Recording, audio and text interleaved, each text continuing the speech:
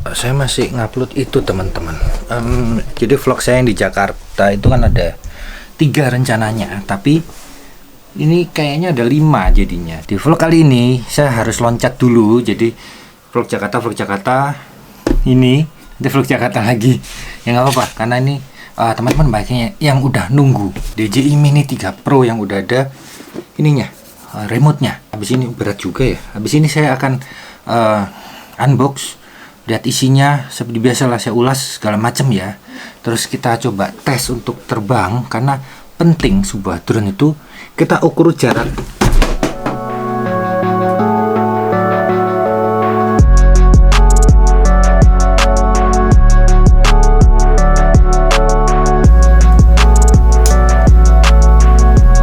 Iya, harus pakai ini memang.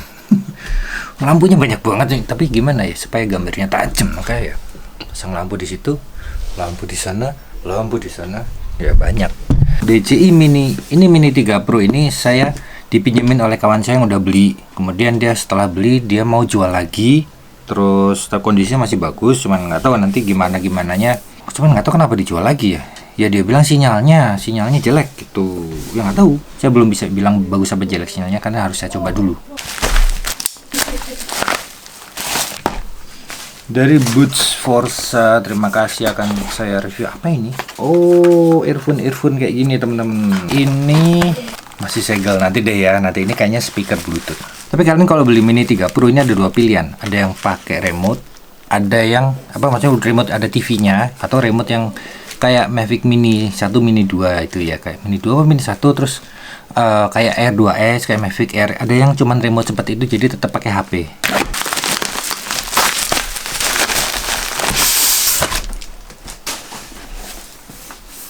Drone lagi, drone Seafly, apa ini?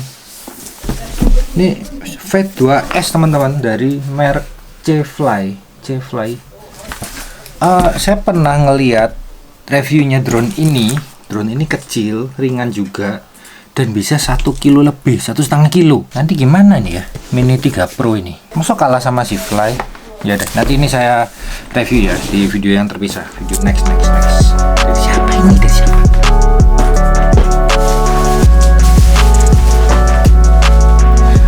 Langsung aja, nggak usah lama, kita unbox.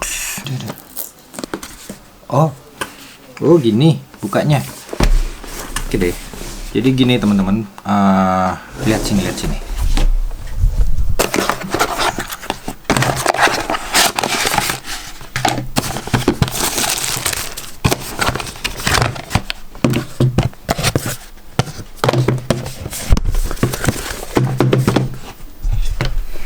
Dah, jadi isinya cuman ini aja, udah nggak ada apa-apa lagi.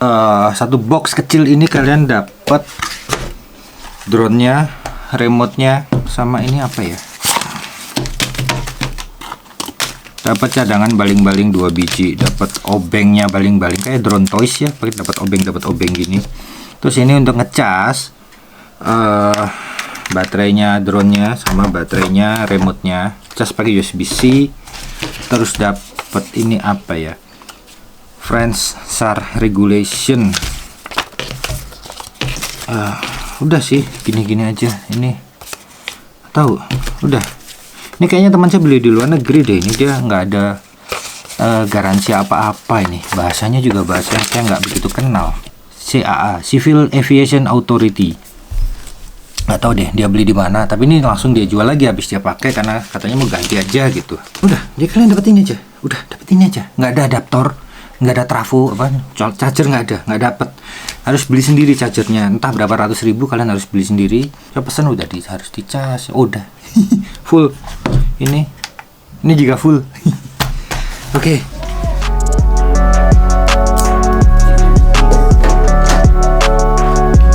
Sekarang kita lihat drone-nya dulu ya. Drone-nya ini kayak apa? Nih, drone-nya kayak gini. Ini penutup gimbalnya. Lucu sih bentuknya, kayak kodok gitu. Ini mungkin kalau saya taruh gini terus dipencet gini dia loncat. Oh, nggak bisa ya. Nggak loncat. Di sini saya lihat di bawahnya teman-teman, terdapat sensor. Hanya ada 2 sensor, optical sensor. Jadi ini sensor kamera untuk menjaga akurasi supaya dia nggak gampang geser-geser. Kalau ada lagi sensor ultrasonic, maka untuk menjaga supaya dia nggak naik turun, itu ke dalam kondisi tanpa GPS ya teman-teman. Ngomong-ngomong tentang CAA ini ya, Civil Aviation Authority, saya selalu sarankan kepada kalian untuk mengikuti yang namanya sertifikasi pilot drone, karena di situ ada trainingnya, training dan sertifikasi pilot drone. Ikut 1 kali aja, penting sekali. Percaya sama saya, penting. Pengadaannya, penyelenggaranya banyak. Ada FASI, ada APDI, ada Federasi Drone Indonesia juga ada. FDI, Federasi Drone Indonesia. Ada 3 di Indonesia. Kalian pilih mana yang cocok, yang sesuai harganya, yang sesuai waktunya bagi kalian. Karena biasanya mereka rombongan gitu. Ikut 1 kali minimum. Nah, di sini saya buka dulu ininya. Oh, gini bukanya. Dan ini kameranya diklaim bisa ngelihat ke atas sama seperti Parrot Anafi, cuman dia ke atasnya nggak 90 derajat. Segini aja. Paling tinggi, ini gini nih, paling tinggi 60 derajat. Kalau Parrot Anafi bisa 90 derajat sampai ke atas, kok dia nggak bisa. Bedanya cuman itu, terus F-nya 1,7. Ini ada tulisannya F1,7 E24, saya nggak tahu E ini apa maksudnya ya, tapi F-nya 1,7. E24-nya apa tuh? Ini cara bukanya hati-hati ya, beda nggak kayak Mavic yang lain ini. Ternyata dia nggak di kedepanin atau belakang, depan yang diputar ke bawah, yang depan. Jadi hati-hati. Kalau yang nggak ngerti jangan dipaksa, nanti kalau dipaksa ini diginiin nih, sininya patah, krak gitu, diputer gini. Yang belakang baru cuman ditarik, kepencet, cuman diginin aja yang belakang. Bodinya bongsor sih, lebih besar dari Mavic Mini 2, dan ini sensor ya. Nah, sekarang dia ini sudah ada sensor untuk Mini 3. Sensor depan dan sensor belakang. Di sini sensor belakangnya, di baliknya sensor depan ini. Jadi sensornya 1 depan, 2 belakang, 3 bawah. Sudah. Kalau di Autel Evo Nano itu sensornya ada di depan dan di belakangnya di sini. Sini apa di sini? Pokoknya belakang, bukan di baliknya sini. Bedanya hanya itu. Terus belah bawahnya, sensor bawahnya sama. Evo Nano bawahnya kayak apa ya? Oke, untuk Autel Evo Nano ini saya bandingin langsung karena kan sama-sama 249 gram ya teman-teman. Autel Evo Nano ternyata sensornya lebih banyak. Autel Evo Nano ada ultrasonic untuk menjaga naik turun, dan ada 2 sensor kamera, dan ada fan. Ada pendingin drone-nya. Ini nggak ada fan, dan sensornya hanya ini aja. Sama ini sensor bukan sih? Oh iya, ini sensor tapi infrared, ini sensor kamera. Jadi tanpa ultrasonic, dan saya nggak tahu terbangnya stabil apa enggak. Kalau Evo Nano sangat stabil, Parrot Anafi sangat stabil, DJI R2S sangat stabil, Mavic Air 2 stabil, Mini 2 stabil. Ini saya nggak tahu. Nanti kita coba. Tapi nggak ada fan-nya. Ini baterainya di sini soalnya. Nggak ada fan-nya ini kayaknya. Nyalain deh ya. Kalau ada fan-nya pasti dia langsung ada suara.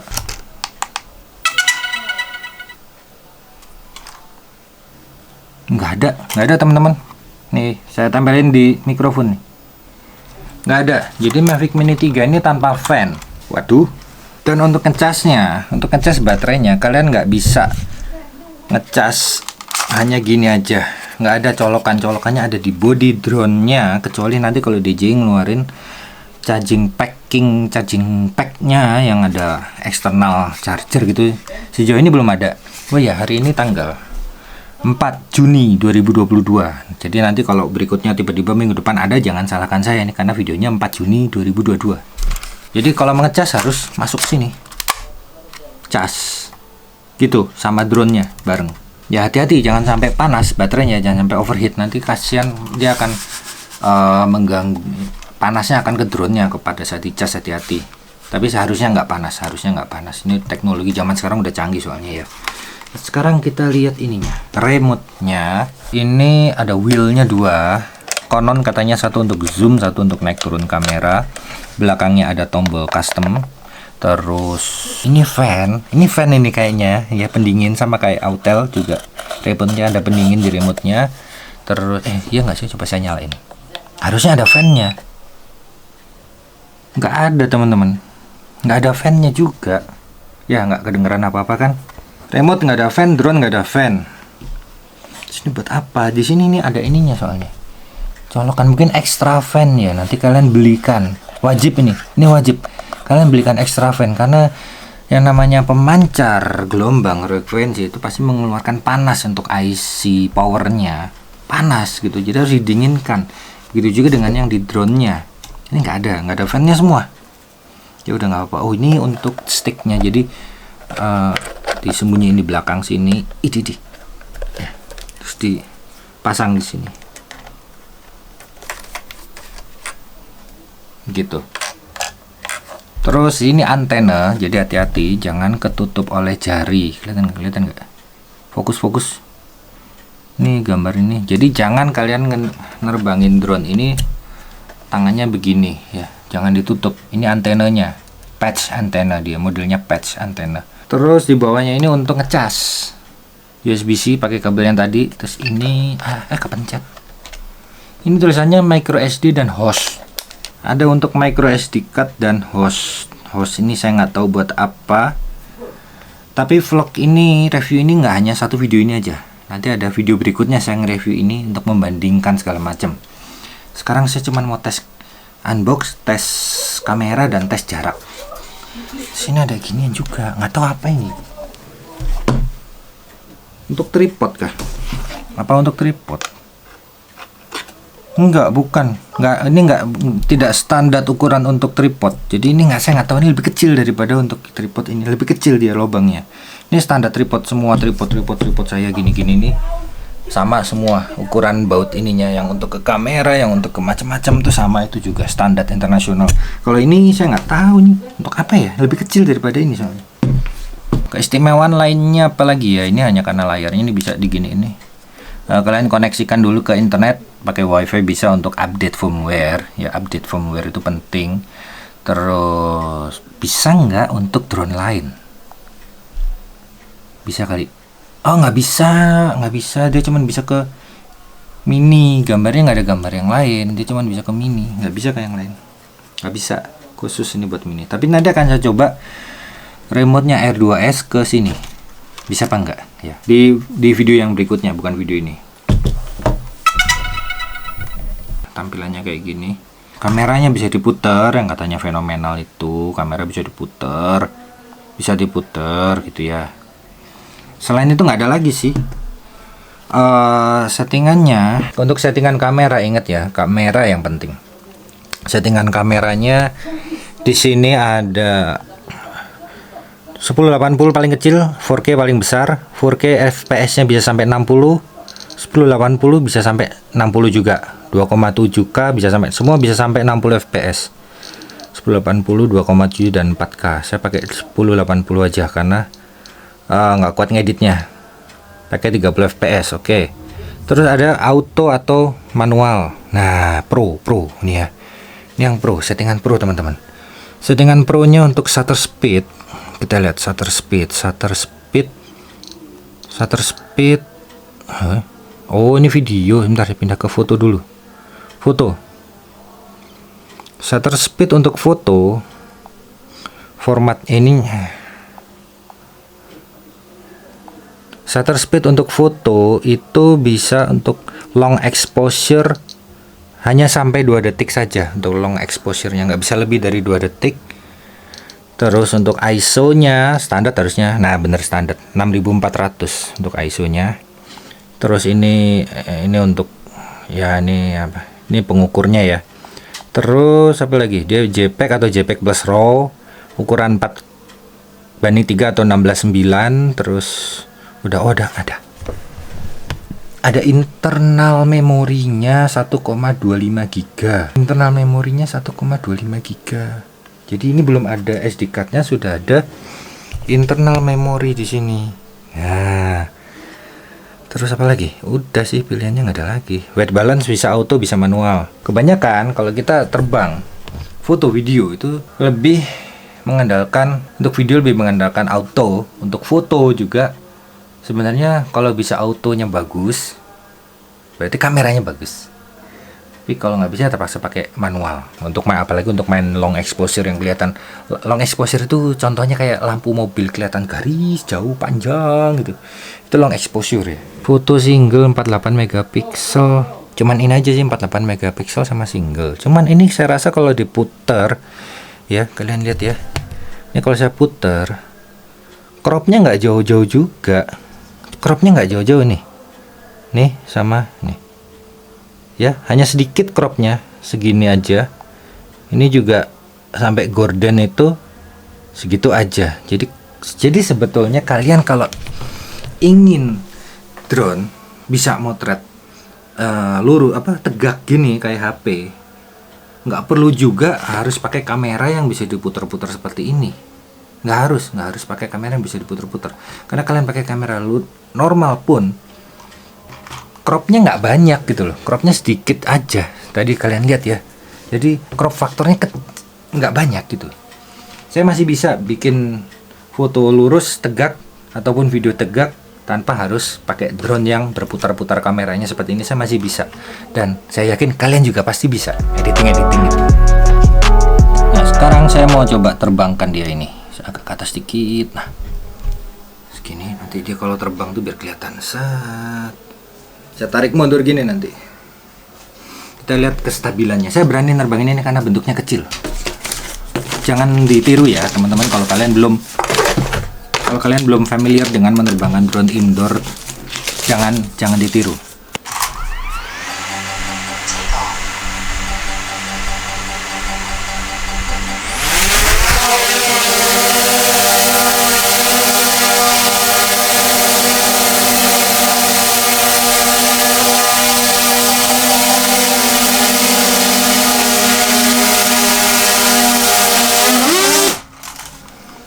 Sensornya harus dimatiin, terlalu sensitif, dia nggak mau maju, nggak mau mundur. Ada ini teman-teman, update. Jadi kalian, saya anjurkan, saya wajibkan ya update. Ini adalah update fly safe requires update. Fly safe-nya supaya menjaga keselamatan drone kalian juga dan orang lain. Fly safe-nya diupdate. Ya, update. Saya matiin sensornya dulu soalnya. Display radar map, obstacle avoidance action off. Nah, dah saya matiin. Jadi dia tidak ada obstacle avoidance-nya.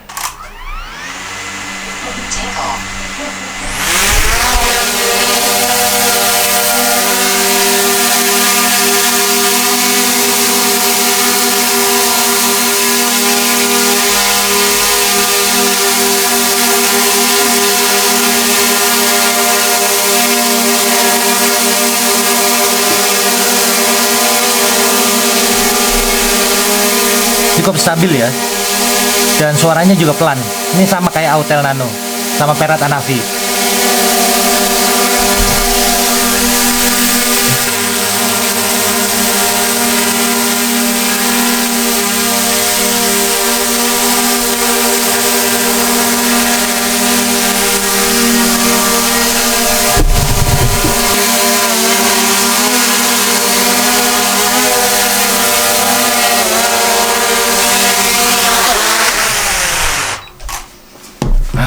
Oke, stabil banget, stabil, keren.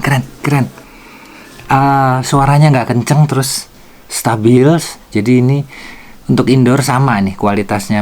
Mini 3, terus Mini 2 juga sama kayak gini. Terus Autel Nano sama Parrot Anavi.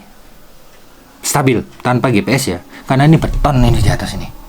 Nggak tembus GPS. Tanpa GPS, indoor.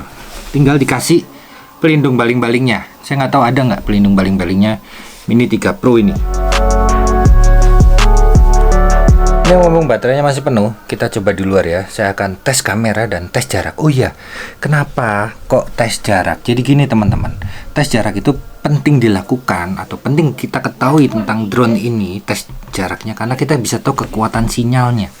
Kalau drone ini baru 500 meter, 800 meter sudah putus, artinya tidak di semua tempat dia akan kuat diterbangkan untuk ngambil gambar. Misalnya pas di pusat kota Jakarta, di pusat kota di Surabaya yang sangat banyak interferensi, yang sangat banyak gangguan sinyal, dia nggak akan bisa bertahan lama. 100 meter kadang kita baru terbang itu ya, belum 100 meter, wah udah sinyalnya udah kalah. Nah, tapi drone yang bisa kekuatan sinyalnya bagus, yang saya tes nanti di tempat yang sama dengan waktu saya tes Autel dan Vimy dan DJI lainnya, itu kalau drone itu bisa di atas 1,5 kilo terbangnya, itu kita pede nerbangin.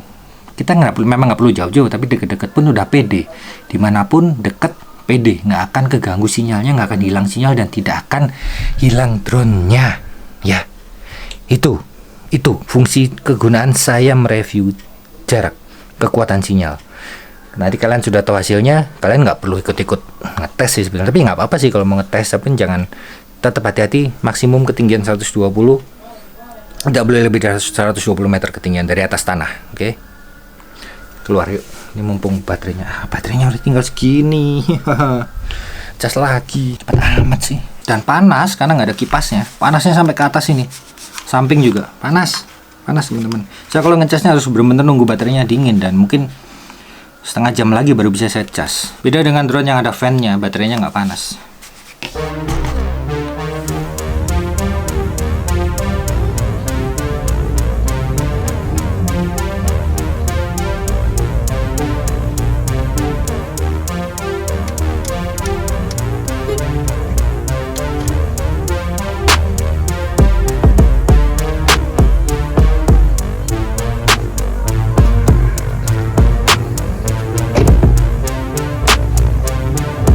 Ini yang saya kurang suka kalau drone mahal nggak ada tasnya itu loh.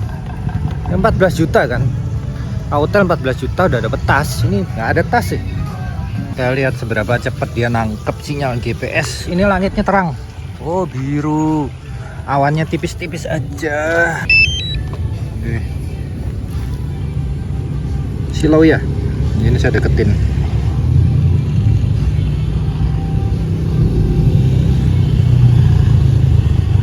Startnya lama sekali. Nah, ya ini kayak nyalain itu teman-teman, kayak nyalain HP start dari kondisi mati ke kondisi nyala, jadi lama. Nah, udah. Yuk connect,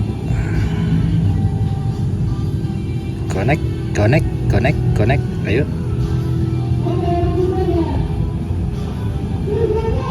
Ya, udah connect. Mana? Nah, ini udah connect nih. Oke, kita lihat GPS-nya 0. GPS-nya. Ayo dong. Nah. Ayo GPS-nya. Nah. Kok belum ada? Masih putih sih. GPS-nya udah belum sih? Ya ampun. Nah, ya segitu. Dia lamanya menangkap sinyal GPS. Padahal cerah nih, cerah banget. Siap terbang ya. Kita tes jarak ke sana teman-teman. Seperti biasa, seperti saya waktu nge-review jaraknya Autel, Vimi, DJI yang lainnya juga. Semoga kamu bisa jauh ya. Jadi kalau tes jarak itu jangan lupa tunjukin dulu diri kalian menggunakan drone supaya nggak, ini video nyomot dari video lain gitu kan. Nah makanya saya shoot diri saya dulu. Oke nih, jalan dulu terus. Ini sekarang menuju ke arah yang biasanya saya juga tes semua drone, tes jarak itu ke arah Universitas Muhammadiyah Malang. Itu nanti akan ada hotel, akan ada masjid, velodrome dan sebagainya. Yuk lanjut dulu.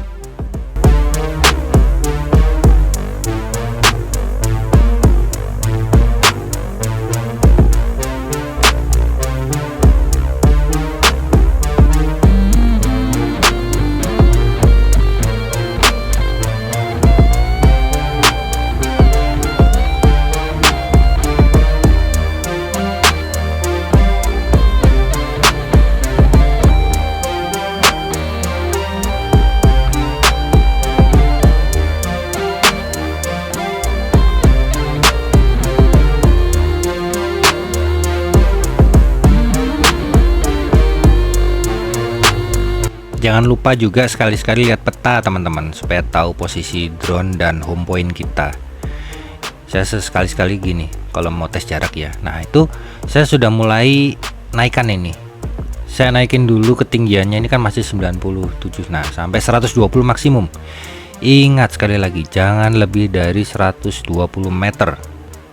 Dah, Maximum altitude reach, artinya sudah segitu aja, jangan lebih dari 120 meter.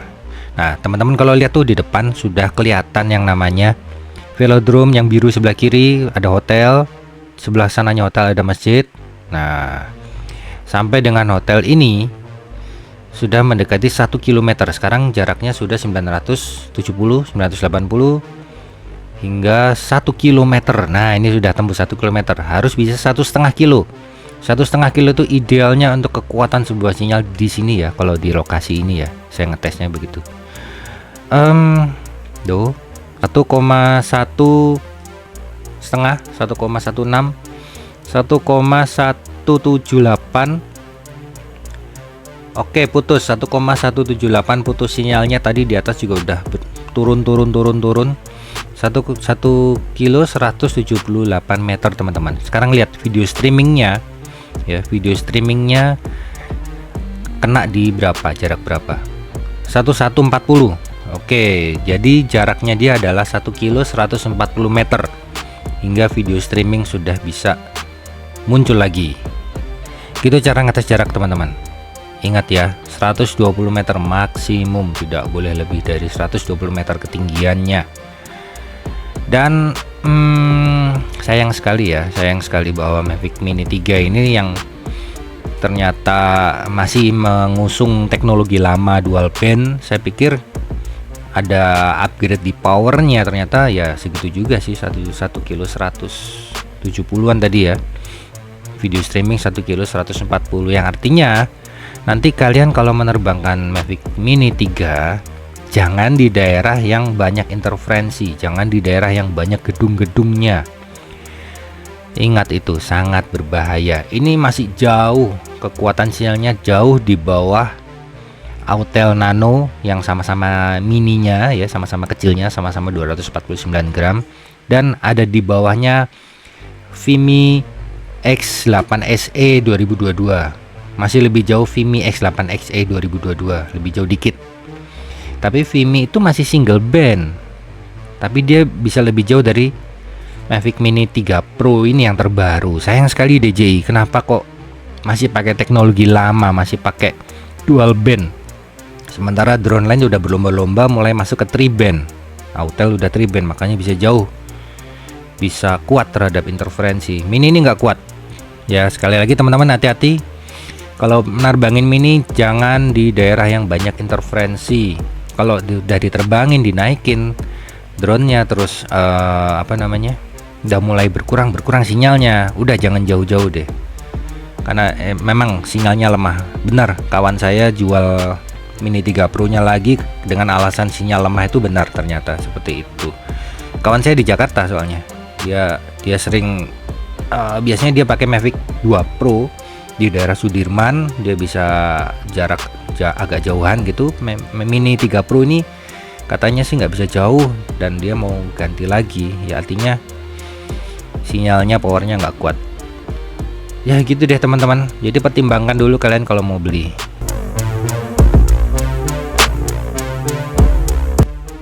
Berikut ini saya perlihatkan kepada kalian hasil kameranya ya, foto, video sore hari dan malam hari.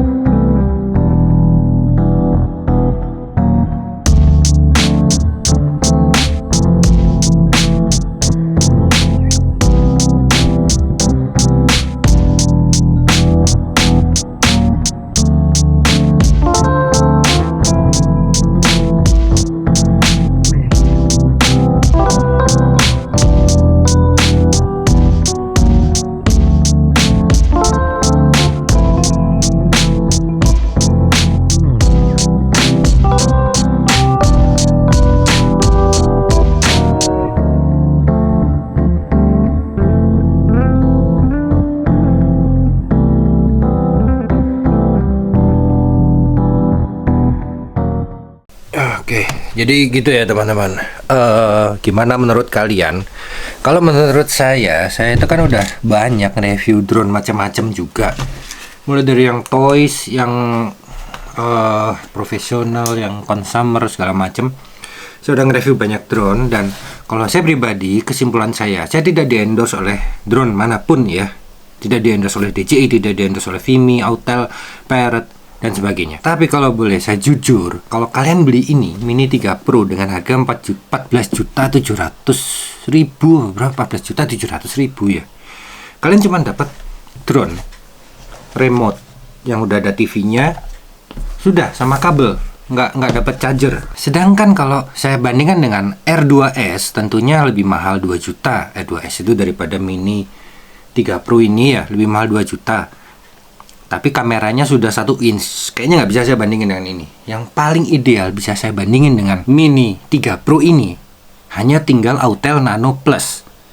Autel Nano Plus yang paket premium, kalau di DJI itu istilahnya combo ya. Autel Nano Plus premium itu kalian sudah dapat dengan harga lebih murah, 14.250.000, lebih murah daripada Mini. Kalian sudah dapat tas, sudah dapat charger, sudah dapat baterai 3. Kameranya lebih bagus dari Mini, sinyalnya juga lebih kuat dari Mini, jauh 4 kalinya Mini kekuatannya sinyalnya Autel Nano, dengan bentuk badan yang sama kecil, 249 gram juga. Jadi gimana? Yang saya heran, kenapa reviewer lain nggak bisa sejujur itu? Why? Kenapa? Ngomong apa adanya. Saya ngomong menggunakan data. Ya, saya mau bicara menggunakan data. Data menunjukkan bahwa Autel Nano Plus Premium jauh lebih sepadan, worth untuk dibeli daripada Mini 3 Pro. Ya iyalah, ini nggak dapat apa-apa ini ya. Kalian harus beli lagi nih. Yang namanya pelindung kaca. Berapa? Anggap aja 100.000, jadi 4.800.000. Fast charger anggap aja 200, 15 juta. Terus apa lagi? Tas berapa? Mungkin 500, 15.500.000. Baterai cadangan, kalau misalkan ini udah dapat 1, kalian beli lagi 1, mungkin ini harga baterainya 1.500.000, 16.500.000. Sayang sekali DJI, sayang sekali menurut saya kalau DJI bisa ngeluarin drone yang sepadan harganya, bisa menandingin Autel. Autel itu tadinya nggak bisa dibandingin dengan apa-apa. Autel Nano Plus itu dianggap, wow, drone kecil mahal banget gitu ya, karena pembandingnya saat itu hanya ada Mini 2 sama Mavic Air 2. Begitu ini keluar, sudah punya pembanding Autel Nano Plus, dan ternyata masih unggul Autel Nano Plus. Sekali lagi, saya tidak di-endorse, tidak dibayar oleh Autel, juga tidak dibayar oleh DJI. Jadi saya bebas mengutarakan sesuai data dan pemikiran dan pengalaman.